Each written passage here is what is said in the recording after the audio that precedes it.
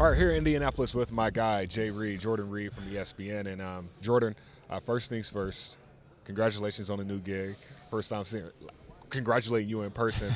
And what a first event it is for you here, right? I mean, first year with ESPN, NFL Combine's back in person. What's been your initial just thoughts and reaction to the first day? Well, first is thank you first and foremost. It's a blessing to be in the position that I am, and being with the ESPN, it's been great. The adjustment period has been great. Being with Todd Mill and also Matt Miller now has been great too.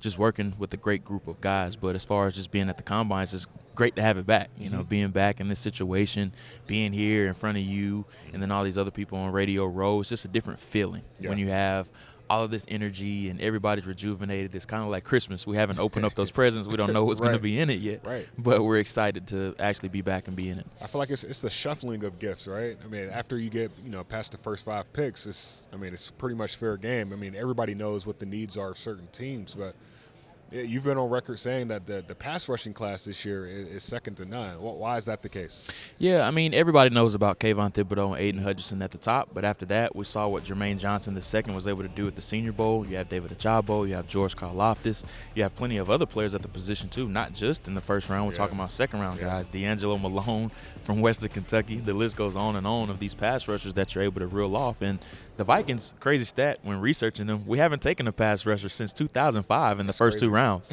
which was Erasmus James, which is a blast from the past. Everybody remembers that name, unfortunately. But, they need some help at pass rusher, and the young guys are still waiting for them to develop. But alongside Danielle Hunter, they need that 1B type of guy to play alongside.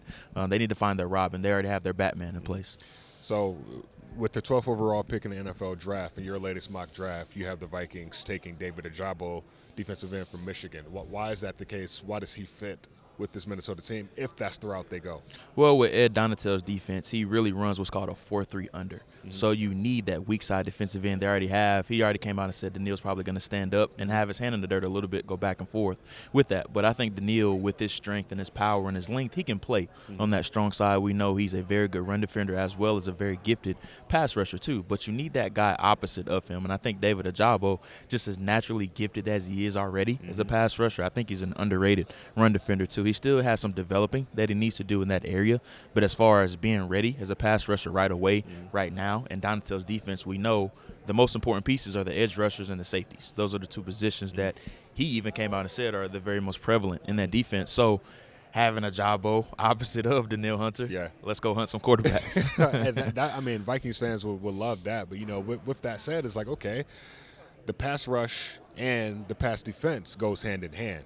So your corners are only as good as your pass rushers, and your pass rushers are only as good as your corners, because if somebody's getting beat, on a long pass, on the person that's getting beat, I can talk ball with you. If the person's getting beat on a fade, right? Like, what's the point of having a good pass rush? Why should Danielle Hunter get back there in 2 seconds if nobody can cover? Well, the thing with pass rush is that you like to kind of send it in waves. And I think what the Vikings have right now, they kind of have those developmental projects right now where there's Janarius Robinson or DJ Wanham. They have those players that can play on third down, and you can send those guys probably as your third or your fourth rusher. But having that first guy they already have with Danielle Hunter, they need that number 2 type of relief pitcher guy that can take some of the pressure off of Danielle Hunter. And then I think with the situation that Ojabo played in at Michigan, with Aiden Hutchinson receiving a lot of attention, a lot of double teams, he was kind of able to feast off of him a little bit. And it was a little bit of a chain reaction. They really fed off of each other. But we know Aiden Hutchinson was the guy at Michigan. I mean, let's not sugarcoat that. He was the guy on that defense that everybody game plan for. And that's not taking anything away from Ojabo. Ojabo is very much gifted and very talented as a pass rusher. But just imagine now him on the next level with Danielle Hunter. And we're talking about a player that's only a 1-year starter. So there's a lot as far as him just scratching the surface of his potential. He only started playing football in 2017. So we're talking about not even 5 years that he's fully played and been engaged in the game of football. So I just really like the upside there with Ojabo. 2-part question. First thing, you always hear about general managers saying when they build a defense, you build inside out. So you start with your interior, your middle linebackers, your defensive tackles, your safeties, and then you go outside, your defensive end, outside linebackers, corners. It looks like the Vikings right now are trying to build outside in. Do you feel like that is beneficial for a new GM that understands, like, you have your core in the middle, but all you got to do is just protect the outside? Well, I mean, it kind of goes hand in hand, especially when you're talking about Donatel's defense. And, you know, in years past, he's been a part of some defense that have had some really good defensive tackles and, you know, previous stops that he has had. But with the Vikings, I think they already have a very solid interior as far as their frontline starters with Dalvin Tomlinson and then Michael Pierce, who I think fit the new scheme very well. So we'll see what does happen with that. But as far as building from the outside in, I do think they need some corners. I think Cam Dantzler is probably a long-term solution possibly there. We'll see what happens with Pat Pete on the perimeter, and if he's back. Harrison, we know he's a stud on the back end. But Cam Bynum, I think he's an underrated player that I think is going to take a big step up next year. We saw what he was able to do in limited action. So I think the foundation is there for Minnesota. Now it's kind of just sprinkling in those complementary pieces that they need.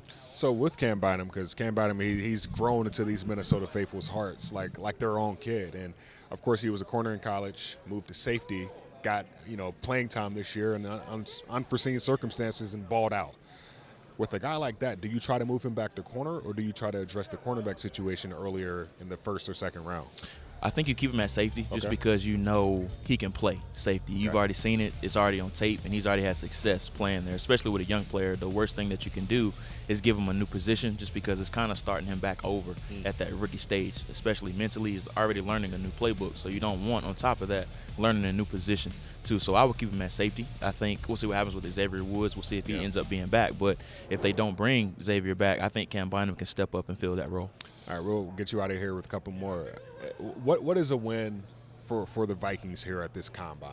We know it's kind of not a free-for-all, but you're looking at so many different athletes, so many different meetings. There's so much going on. Like, how would you define a win for this new front office regime? Well, I wouldn't necessarily say come out of it with a win. I think the big thing about the combine is that you just want to disprove or approve some of the things that you saw on tape. And the great thing about the combine and having it back in person now is that it's just a different interaction. When you can meet with somebody face-to-face as opposed to through Zoom or through a computer screen, you get a little bit more better feel of the person, especially emotionally, physically. You can go over things on the whiteboard now with them, whether it was a positive thing or somewhere that they messed up. They can go through or walk you through that play. It's just a better vibe overall with that. And lastly, how aggressive should the Vikings be in free agency versus the draft when it comes to addressing both, I guess, primarily the defensive side of the ball, but then some offensive holes? Well, we'll see. They have some work to do as far as the cap situation. But, I mean, in Rob Brzezinski, we trust. We know this is his time to shine every single offseason. So I don't think they're going to be very aggressive just because of the situation that they're in right now. But there's some things that they can do if they want to be aggressive in free agency. But we'll see what happens. Jay Reid, always a pleasure, my boy. Absolutely. Thanks as always, Gabe.